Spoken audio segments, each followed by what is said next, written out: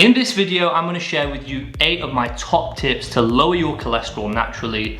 By the way, make sure to watch to the very end because I'm going to be telling you all about the cholesterol numbers and targets you're never told about. Let's go. So let's dive straight into tip number 1.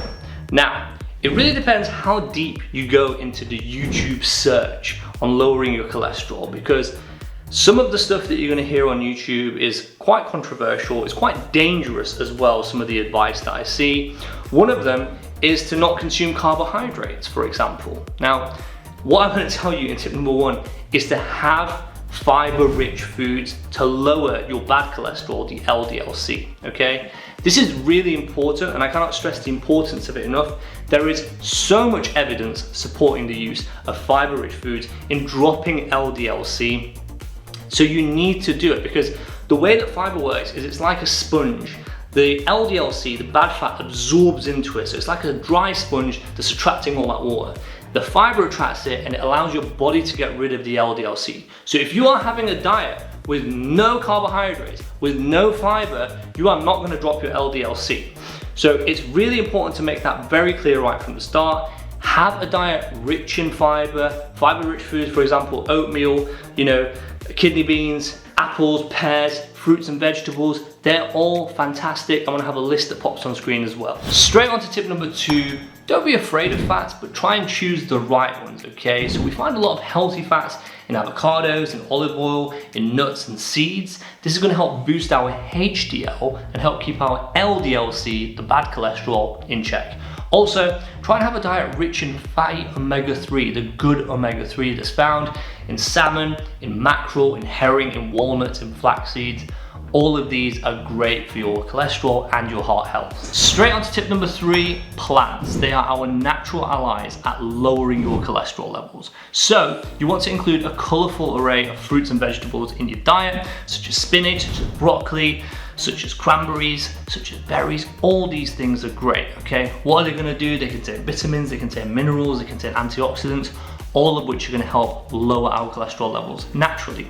Also include legumes in your diet, such as chickpeas, such as lentils. All these things are great for a natural protein source, and try and include them at least twice a week. And it's just gonna give us that plant-based protein. And straight on to tip number 4, we need to reduce our fat intake from our cooking methods, okay? So if you're someone that does a lot of roasting and a lot of frying, you need to stop that, okay? And instead, go for more healthy ways of cooking, such as grilling, such as boiling, such as poaching, even microwaving, okay? This is all gonna reduce the fat intake. Also, in terms of fats that you use to cook, consider using olive oil and avocado oil. Straight on to tip number 5, when choosing meat, go lean, okay? So try and opt for skinless chicken, skinless turkey, lean cuts of beef or pork. These are all great options and sources of protein that are low in bad fats.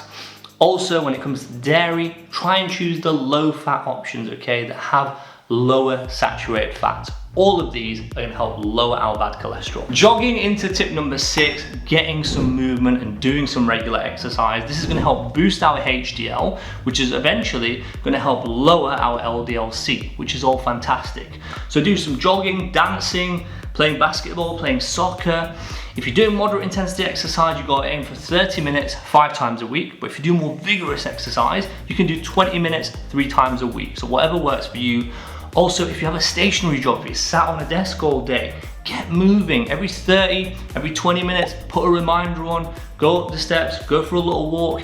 All of this is gonna help. Moving straight on to tip number 7, be mindful of alcohol consumption and smoking. Too much alcohol, an excess amount, is gonna increase your triglycerides and result in an increased weight gain, all of which is going to increase our cholesterol. And also, smoking damages our blood vessels, and it also hampers the way that our body removes the cholesterol. So if you do want more information on how to cut down on alcohol and quit smoking, I do have videos on it. You can find them on the channel. I will also leave useful links to NHS links basically about doing this in the description. So next up, let's talk about blood testing, because blood testing of things like your LDL-C, your HDL, your triglycerides are commonly done in clinical practice to check your cholesterol. And if you are interested in blood testing, we've actually partnered up with Life Extension, who offer over 250 lab tests at a fraction of the cost. You simply go to lifeextension.com, choose the tests and follow the simple steps. Some of the tests are done at home, whilst others need a quick visit to your local Labcorp. You'll then receive an email when your results are ready for you to view. Typically that's within 5 to 7 business days of your blood draw from your local Labcorp. You can then take your report to your next doctor's appointment and call Life Extension's wellness specialists for free expert guidance on your results. Definitely do check them out, link in the description below, and use my code Abraham at checkout for an exclusive discount. Basically, the more you spend, the more you save. Life Extension, thank you for being our trusted sponsor. Moving straight on to tip number 8, if you are slightly overweight, then shedding a few pounds can make a massive difference in helping lower your cholesterol levels. If you do want some help and support doing so, I have my very own diet, the Abraham diet, which has had over 25 million views across the world. It's helped millions and millions of people. It's very easy to do and it can help you lose up to 1 to 2 pounds every single week and up to 2 inches off your waistline. I will leave links to it in the description and you can find it on my channel. Now when it comes to cholesterol levels, I'm going to keep this section very simple because I'm going to focus on the dangerous cholesterol that everyone should be concerned about, which is called LDL-C, okay? This stands for low density lipoprotein cholesterols. And if you have no history of coronary heart disease or no history of stroke, you need to be aiming to keep your LDL-C levels below 100 milligrams per deciliter. If you're watching this in the US, that's what you aim for. But if you're watching this in the UK, you need to aim to keep it below 2.6 millimoles per litre. Now here's the thing about LDL-C, some guidelines might allow slightly higher levels if you've got no risk factors basically, so no previous heart attacks or strokes. However, keeping your LDL-C at a lower level, like the numbers that I've mentioned, basically is going to reduce your risk of plaque formation over the years, and it's those plaque formations that put you at a much higher risk of heart attacks and strokes. So there's no harm in keeping it slightly lower.